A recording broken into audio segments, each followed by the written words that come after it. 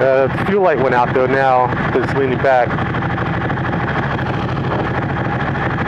I say it's all right. I mean, in the straight line on the open road, it's probably okay when you can open it up, but to just ride it around, it's not all that great, and it's not really hot either. I'd have to say that there's no real heat. I don't feel any heat here. We rode around the block a little bit. It's not gotten a chance to get really hot, but it feels very comfortable. Seat's a little thin.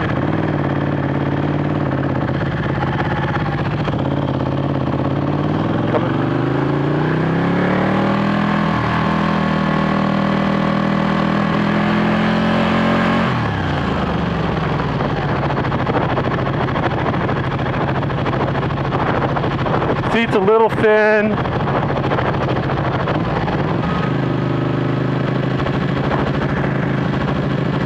I don't want this guy yelling and thinking I've left him. Trying to get him, but he's not going to come up and pass me. Looks like, oh, definitely nutitis though.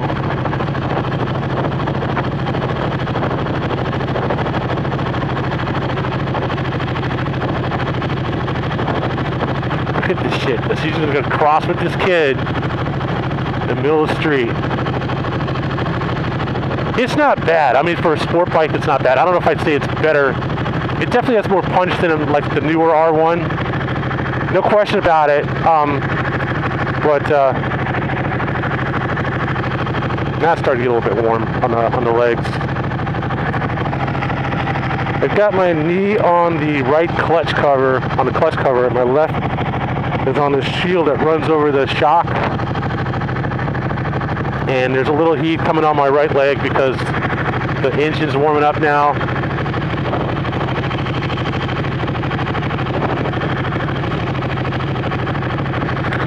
Much more of a straight line demon, I would think, than a cruising. It's not like an all-around kind of bike.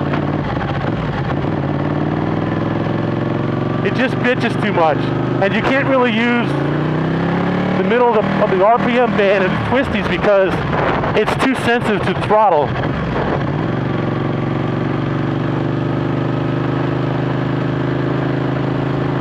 It just jumps around too much. It bucks too much in the middle of the power band.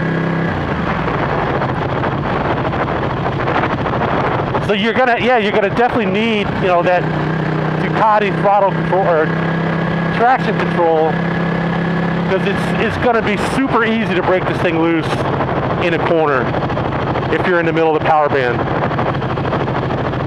But if you ride it at a gear too high, it's not so bad, and it's definitely got long legs, and it's got a lot of low in power.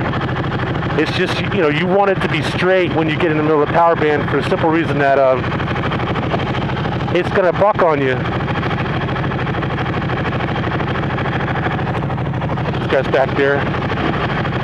It's just gonna buck on you.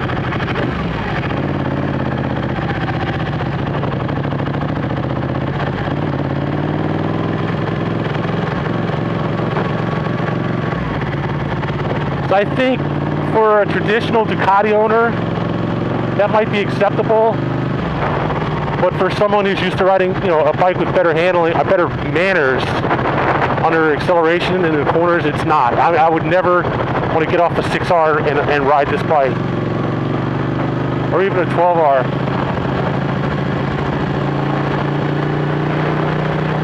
I didn't like it when the R1 did this. I definitely don't like it when this bike does. It's just, it's worse with this bike than it was with the R1.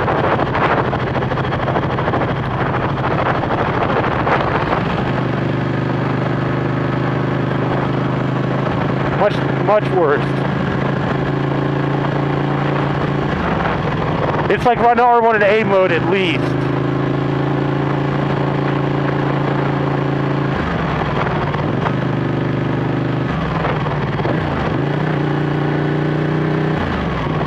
So if you want to impress your friends, this bike has definitely got some balls, there's no question.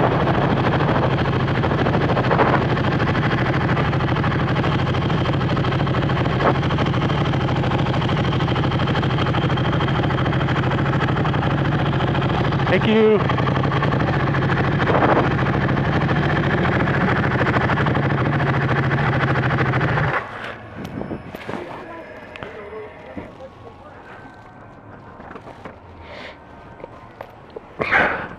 Where do these guys go? I don't know where they went. They were right behind me. Where did they go? They must not have made the last light. Let's see how much trouble I'm in. The guy running the demo with us ran out of gas. At the bottom of that hill. There's gas stations up and down the street here, but he had to push it to a gas station. So we rode back. He was just short of the showroom. Anyway, so this guy's talking about his monster and had the same kind of experience I had with the Panigale, just a little bit too rough. All right, man. Nice meeting you. Nice to meet you. Hope to see you out on the road sometime. Yeah, I enjoyed riding. All right, it's a pleasure.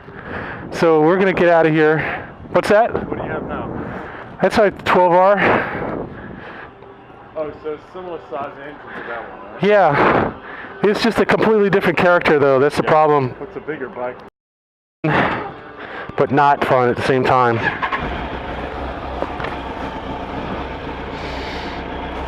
So we've ridden the Panigale. Okay, so I wouldn't say it had too much power. I thought it had a nice amount of power. Oops, forgot the kickstand here. I thought it had a nice amount of power. Wasn't too fast. I just thought it was too jerky. And I admit that I only rode it in sport mode, which is like riding the R1 in A mode and evaluating it based on that. And I would definitely have been unhappy with the R1 in A mode. So I think what it needs is a softer throttle gain, and certainly, at least, it could use the same amount of power. It just needs less abruptness. It's the same problem that the R1 had, where just a little bit too much, right off idle, right when you get on the gas, even in the mid-range. Though I liked it at the higher RPM, higher gears, it was good. It doesn't have that simple ability right there. You can't just ease off the throttle and not even pull the clutch in, just ease off the throttle and have it just cruise, just like this. It wouldn't do that. And then you ease back on the throttle and it picks up nice, maybe not, completely without any kicks, but certainly with a lot less kicks than the Panigale had, and that was the problem I had with it. Spent too much time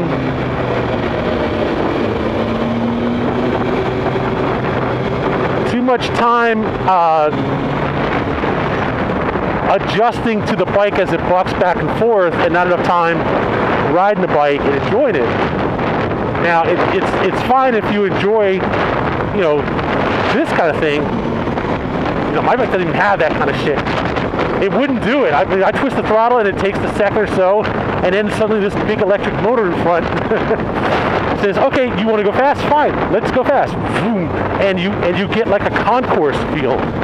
If you've ever ridden a concourse, you get the same kind of feel on this bike that you get with the concourse, where it doesn't hit you, it just moves you very quickly, like an electric motor, comes on. So I think this bike is probably where Cowie decided to make the concourse and then make the 14R. Although of course they both have the same engine, and the concourse even has a better engine than the 14R in some ways.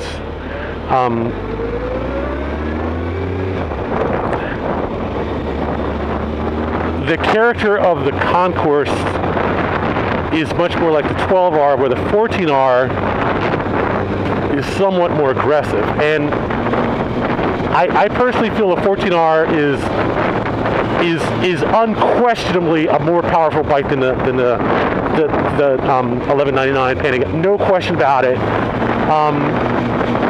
Much easier to ride, much more controllable, much more fun to ride. I would certainly, if you put me on the bike, I would take the 14R over the Panigale any day of the week.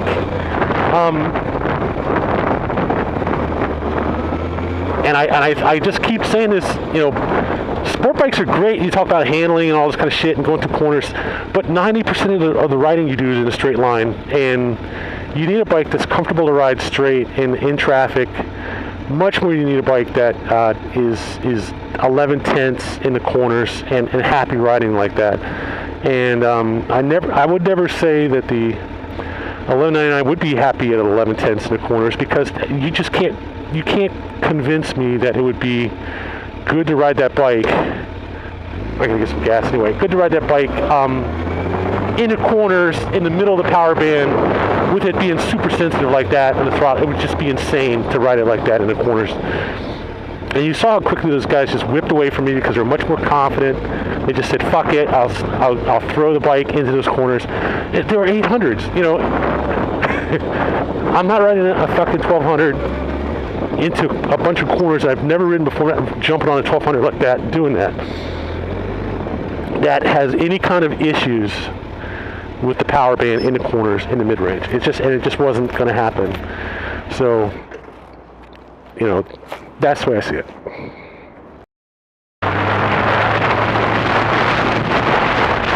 I think I gave a pretty good synopsis of it before. But let me summarize it real quick. So, first of all, when you're on the bike, you can't see how it looks now. And so if you buy a bike because you like the way it looks, you have to accept the fact that while you're on it, none of that is really going to affect you. You just got to think about, well, I'm riding it now. I'm not going to worry about how it looks so much as how it rides. And the bottom line is, the menu was ridiculous. This whole thing about the menu popping up just because you hit the shift, the cancel, turn cancel, which is such a common thing, that needs to be very well separated from the operation of the turn signals, and it's not. So I would give the bike a strike there alone. That in terms of rideability, it probably is not the kind of bike I would want to own. Although, admittedly, you're going to get used to that in short order, and you're going to learn how to deal with it. You still don't want to have that happen. Second thing is this.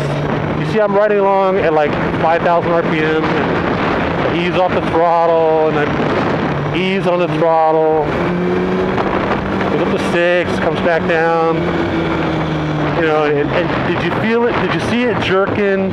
Did you hear it jerking at all? Did you hear any kind of nonsense going on? No, because this bike doesn't do that shit. I would say that the number of bikes that do that kind of crap is increasing, which is a bad thing because it makes the bike harder to ride, less enjoyable to ride certainly, and I would even say it makes it unsafe. You're in the middle of the power band, you're in a corner, you've got to worry about your RPMs a lot more than you really want to or should be worrying about it, as opposed to just riding the bike, mastering it, keeping ahead of the turns, staying on top of the road. You're fucking around trying to get it in the right gear so it doesn't buck on you. And we'll go up here and take this Fairview Parkway again, just to make this point.